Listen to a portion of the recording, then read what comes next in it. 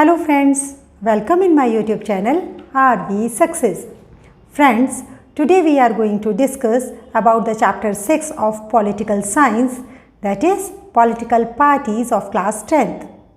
Friends, हमने अपने previous video में डिस्कस किया था about the meaning of the political parties, the different components of the political parties, different functions of the political parties. Then हमने पढ़ा था the different party system in a democracy. Then हमने discuss किया था about the different national political parties. Friends, and today we are going to discuss about the challenges of the political parties. So let's start. Friends, अगर हम देखें तो किसी भी democratic country में पॉलिटिकल पार्टीज से बहुत ज़्यादा एक्सपेक्टेशंस होती हैं. एक डेमोक्रेसी को सफल बनाने वाली जो संस्था है वो होती है पॉलिटिकल पार्टीज़. दैट्स वाई ये ऑब्वियस है कि वहाँ की पॉलिटिकल पार्टीज से लोगों को कुछ कंप्लेंट्स होंगे. फ्रेंड्स, ये कंप्लेन होती है क्योंकि पॉलिटिकल पार्टीज़ जिनसे जो एक्सपेक्ट किया जाता है वो अपने सारे फंक्शंस को अच्छी तरह परफॉर्म नहीं कर पाती. तो ऐसे कौन से चैलेंजेस हैं जिसके कारण पॉलिटिकल पार्टीज़ अपने फंक्शंस को अच्छी तरह नहीं कर पाती? तो फ्रेंड्स, पॉलिटिकल पार्टीज़ के सामने जो चैलेंजेस होते हैं वो हैं 4 different challenges. First, lack of internal democracy. Second, dynastic succession. Third, money and muscle power. And fourth, meaningful choice. तो let's start one by one. First, lack of internal democracy. Friends, all over the world जहाँ पर भी democracy है वहाँ की political parties में internal democracy की कमी देखी गई है. क्योंकि पॉलिटिकल पार्टीज़ में अधिकतर ये टेंडेंसी पाई जाती है कि वहाँ पर जो कंसंट्रेशन ऑफ पावर है, इट मीन्स जितनी भी पावर है उससे रिगार्डिंग जो भी कोई डिसीजंस हैं, पॉलिसी बनानी है, प्रोग्राम्स चलाने हैं, वो सारी पावर्स केवल टॉप पार्टी लीडर्स के हाथ में होती है. पार्टीज़ कोई भी मेंबरशिप रजिस्टर को मेंटेन नहीं करती हैं, कोई भी ऑर्गेनाइजेशनल मीटिंग्स नहीं लेती हैं और इंटरनल इलेक्शंस जो हैं पार्टीज़ के वो रेगुलरली नहीं होते हैं. तो फ्रेंड्स, ऑर्डिनरी मेंबर्स अगर हम चाहें कि हम जाके पार्टी का हिस्सा बने या हमें पार्टी के बारे में सफिशिएंट इन्फॉर्मेशन मिलती रहे कि पार्टी में अंदर क्या चल रहा है, तो हमारे पास ऐसे कोई कनेक्शन नहीं होते, ऐसी कोई इन्फॉर्मेशन हमारे पास तक नहीं पहुंचाई जाती है. तो फ्रेंड्स, ऐसी स्थिति में जो पार्टी का लीडर होता है या टॉप पार्टी लीडर्स हैं, ये पार्टी के नाम पर मनचाहे डिसीजंस लेते हैं और उसी को एग्जीक्यूट करवाते हैं. और वहाँ के मेंबर्स के पास कोई भी ऐसा तरीका नहीं होता जिससे कि वो अपनी बात टॉप पार्टी लीडर्स तक पहुँचा सकें और इवन उनको कह सकें कि आप उनकी बात को मानिए. तो फ्रेंड्स, हमने देखा क्योंकि कई बार ऐसा होता है जो नया यूथ आ रहा है उसमें इतने ज़्यादा आइडियाज़ होते हैं, वो इतना ज़्यादा एंथुसियाज़म से भरा होता है कि वो पार्टी में काफ़ी सारे चेंजेस ला सकता है, रिफॉर्म्स कर सकता है. लेकिन because of the lack of internal democracy इस चीज़ की कमी हो जाती है. उसके व्यूज़, उसके ओपिनियंस ऊपर टॉप लीडर्स तक पहुंच ही नहीं पाते. ना उसको मौका मिलता है कि वो खुद टॉप पार्टी लीडर्स में शामिल हो पाए और जो टॉप लीडर्स हैं वो भी उसकी बात को नहीं सुनते. तो ये काफ़ी बड़ा चैलेंज है पॉलिटिकल पार्टीज़ के आगे कि वो अपने यहाँ डेमोक्रेसी मेंटेन करें और जो भी छोटे से छोटा, बड़े से बड़ा मेंबर्स हैं उन सब के पास ये पावर होनी चाहिए कि वो अपने व्यूज़ को शेयर कर सकें, अपने ओपिनियंस को बता सकें, अपनी राय रख सकें और पार्टी में बढ़ चढ़ के हिस्सा ले सकें. Friends, second challenge is dynastic succession. Friends, इस चैलेंज के तहत कोई भी पॉलिटिकल पार्टी इस चैलेंज के तहत कुछ पॉलिटिकल पार्टीज़ ऐसी होती हैं जिसमें जो टॉप लीडर्स की पोस्ट है वो केवल उनके फैमिली मेंबर्स तक ही सीमित रहती हैं. कभी किसी और को चांस नहीं मिलता कि वो टॉप लीडर्स में पहुंच करके उस पार्टी के बिहाफ पर कुछ काम कर सके.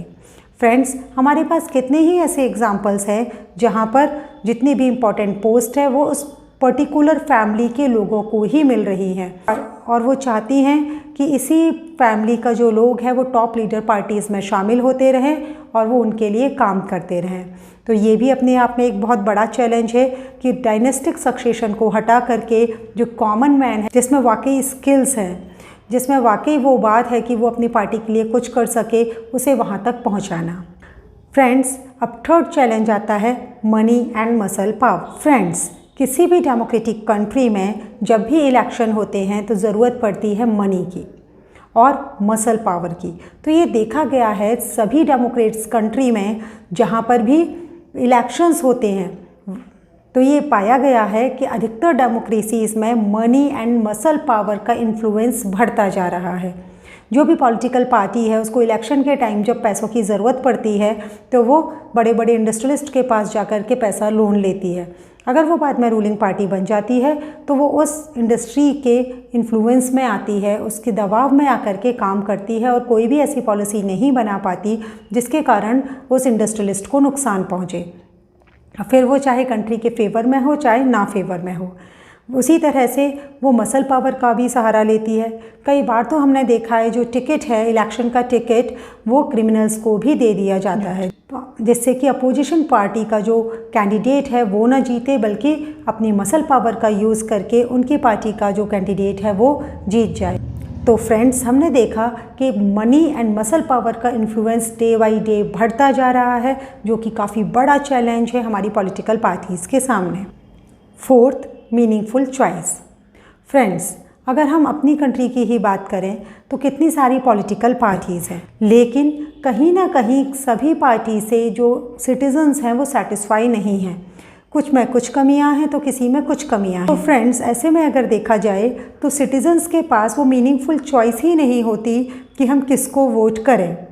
अगर हमारे पास मीनिंगफुल चॉइस होती तो हम एक अच्छी पार्टी को रूलिंग पार्टी बना सकते थे, लेकिन सभी पार्टीज़ में हमें इस तरह की कमियां दिखती हैं, तो कॉमन सिटीज़न के पास कोई भी मीनिंगफुल चॉइस नहीं है। दैट्स वाई हमें उनमें से ही एक को चुनना पड़ता है। तो फ्रेंड्स, ये डिफरेंट 4 चैलेंजेस थे जिसके कारण कोई भी पॉलिटिकल पार्टी एक परफेक्ट पार्टी नहीं बन पाती है। और दुनिया में जितनी भी डेमोक्रेसीज़ हैं वो इसके बारे में बहुत ज़्यादा वरी करती हैं कि इन चैलेंजेस को जल्द से जल्द कंट्रोल कर लिया जाए, नहीं तो जो डेमोक्रेसी का मेन एलिमेंट है पॉलिटिकल पार्टीज़, वो धीरे धीरे धीरे भ्रष्ट होता चला जाएगा, करप्ट होता चला जाएगा। So friends, after the challenges, now we are going to proceed about the reformation of the political parties. Friends, इतने सारे challenges के बाद हमारे सामने बात आती है तो हम इस political parties को कैसे रिफॉर्म कर सकते हैं। क्या ये political party खुद ब खुद रिफॉर्म होना चाहती हैं, और अगर वो रिफॉर्म नहीं होना चाहती तो हम उनको कैसे रिफॉर्म कर सकते हैं। आप कहेंगे कि इनको वोट ना दो तो नेक्स्ट टाइम ये अपने आप रिफॉर्मेशन के साथ सामने आएंगी, लेकिन फ्रेंड्स, अगर सभी पॉलिटिकल पार्टीज़ रिफॉर्मेशन की अगेंस्ट होंगी तो हम इसको कैसे रिफॉर्म कर सकते हैं। Here we are having some examples. Friends, for the reformation of the political parties हमारे कॉन्स्टिट्यूशन में एक अमेंडमेंट किया गया और इस अमेंडमेंट के तहत डिफेक्शन लॉ जारी किया गया। अब डिफेक्शन लॉ क्या होता है? एक्चुअली फ्रेंड्स, पहले क्या होता था कि MLAs और MPs अगर इलेक्शन जीत करके, अपनी सीट जीत करके गवर्नमेंट में पहुंचते थे तो कई बार ये पाया गया वो कुछ पैसों के लिए या कुछ प्रॉफिट के लिए अपनी पार्टी को छोड़कर दूसरी पार्टी में शामिल हो जाते थे। फॉर एग्ज़ाम्पल, मैंने तो वोट दिया एक कांग्रेस के मेंबर को और वो इलेक्शन जीत करके गवर्नमेंट में पहुंचा और वहाँ जाकर के उसने अपना पार्टी चेंज कर लिया, वो चला गया BSP की पार्टी में या BJP की पार्टी में। तो ये मेरे साथ गलत हुआ क्योंकि मैंने उस कैंडिडेट को अपनी पार्टी के बिहाफ पर वोट दिया था और मैक्सिमम ऐसा ही होता है, लोग पार्टी के बिहाफ पर लोगों को वोट देते हैं। तो फ्रेंड्स, इस चीज़ को रोकने के लिए डिफेक्शन लॉ लेकर आए, जिसके तहत अब इस तरह की एक्टिविटीज़ बैन कर दी गई। अब कोई भी MP और MLA सीट जीतने के बाद किसी दूसरी पार्टी में शामिल नहीं हो सकता था। अगर वो ऐसा करेगा तो लेजिस्लेचर में से उसका जो सीट है वो उससे छीन लिया जाएगा। सेकंड जो हमारी कोशिश थी वो थी एफिडेविट लगाना। फ्रेंड्स, सुप्रीम कोर्ट ने एक ऑर्डर पास किया जिसके तहत जो भी रिप्रेजेंटेटिव खड़ा हो रहा है उस कैंडिडेट को एक एफिडेविट लगाना पड़ता है, यानी शपथ पत्र लगाना पड़ता है, जिसमें वो अपना सारा प्रॉपर्टी के डिटेल्स लिखेगा कि उसके पास कितने मकान हैं, कितने बंगलों हैं, कितनी कार हैं, एट्सेट्रा एट्सेट्रा, और उसके ऊपर कितने क्रिमिनल केसेस पेंडिंग हैं, 2 मर्डर के केस, 4 किडनैपिंग के केस, इतने स्मगलिंग के केस या व्हाटएवर भी जो भी केसेस हैं वो उसके ऊपर पेंडिंग हैं। इससे क्या होगा, इससे ट्रू इन्फॉर्मेशन पब्लिक तक पहुंचेगी। अगर तब भी पब्लिक उसको वोट देना चाहती है, उसको नहीं सीरियसली लेती है तो दे दे, उस पर रोक नहीं है, लेकिन लोगों तक इन्फॉर्मेशन पहुंचनी चाहिए।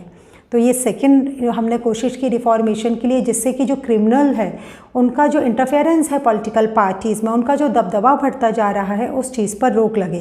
क्योंकि ये ऑब्वियस है कि आप हों या मैं हूँ, अगर हम लोग वोट देने जा रहे हैं तो हम लोग क्रिमिनल्स को वोट देना पसंद नहीं करेंगे। मैं किसी को वोट दे रही हूँ और मुझे पता चला कि उस पर 4 मर्डर के केस चल रहे हैं, तो मैं उसे वोट नहीं दूँगी। तो फ्रेंड्स, इस तरह से भी बहुत ज़्यादा रिफॉर्मेशन में मदद मिलती है। अब पॉलिटिकल पार्टीज़ केवल उन लोगों को खड़ा करना पसंद करती है जिनका क्रिमिनल बैकग्राउंड नहीं है। थर्ड पॉइंट कहता है कि इलेक्शन कमीशन ने एक ऑर्डर पास किया जिसके तहत ऑर्गेनाइजेशनल इलेक्शंस कराना कंपलसरी हो गया, as well as income tax return file करना भी कंपलसरी कर दिया।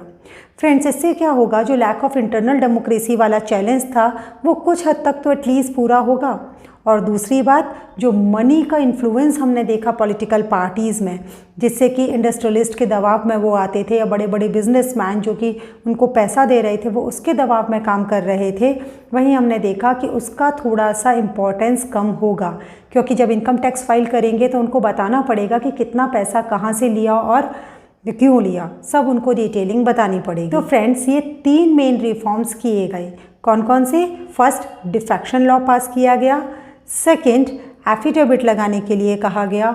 And third one, organisational election और इनकम टैक्स फाइलिंग को मैंडेटरी बनाया गया। नाउ फ्रेंड्स, अब हम बात करेंगे कुछ ऐसे सजेशंस की कि जिसकी वजह से हम पॉलिटिकल पार्टीज़ को और ज़्यादा रिफॉर्म कर सकते हैं और उनके चैलेंजेस को काफ़ी हद तक ख़त्म कर सकते हैं। फ्रेंड्स, अगर हमसे सजेशन मांगे जाएं कि पॉलिटिकल पार्टीज़ को कैसे रिफॉर्म किया जा सकता है, तो फ्रेंड्स, फर्स्ट सजेशन है कि पॉलिटिकल पार्टीज़ को एक रजिस्टर मेंटेन करना चाहिए जिसमें उसके सभी मेंबर्स के नाम हों। उनको अपना एक खुद का कॉन्स्टिट्यूशन बनाना चाहिए जिसको कि वो फॉलो करें, और अगर कोई भी डिस्प्यूट हो जाए तो उसका जजमेंट बिल्कुल अच्छी तरीके से किया जाए, न कि केवल जो कमज़ोर है, जो छोटा मेंबर है, उसे दबा दिया जाए और टॉप लीडर्स की बात सुनी जाए। उसके डिस्प्यूट के लिए जो हायर पोस्ट पर हैं, जो टॉप पार्टी लीडर्स हैं, बिल्कुल अनबायस होकर के वो उसका निर्णय करें।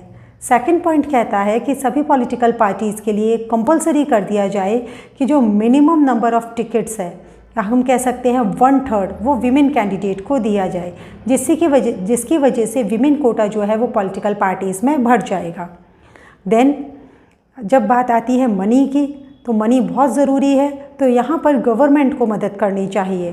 फ्रेंड्स, ये होना चाहिए कि गवर्नमेंट इलेक्शन एक्सपेंसेस में पॉलिटिकल पार्टीज़ की मदद करे, जैसे कि उनको पेट्रोल दे दे, पेपर, टेलीफोन की सुविधा दे दे, या फिर कुछ कैश अमाउंट भी बांध दे। जब उनको फाइनेंस गवर्नमेंट की तरफ से मिलने लग जाएगा तो वो अननेसेसरी किसी और के दबाव में आकर पैसा नहीं लेंगे। इसके अलावा फ्रेंड्स, जो पब्लिक है वो भी पिटिशंस, पब्लिसिटी और एजिटेशंस के द्वारा पॉलिटिकल पार्टीज़ को रिफॉर्म करने पर मजबूर कर सकती है। प्रेशर ग्रुप्स और मूवमेंट्स एंड इवन मीडिया, ये भी बहुत इंपॉर्टेंट रोल प्ले कर सकती हैं। तो फ्रेंड्स, आज हमने डिस्कस किया the different challenges to the political parties as well as the reforms and the suggestions for the reform. तो फ्रेंड्स, आपको मेरा वीडियो कैसा लगा प्लीज़ कमेंट बॉक्स में लिखकर बताइएगा। और फ्रेंड्स, अगर आपको मेरा वीडियो पसंद आया हो तो आप इसे लाइक, शेयर एंड सब्सक्राइब करना मत भूलिएगा। Thanks for watching.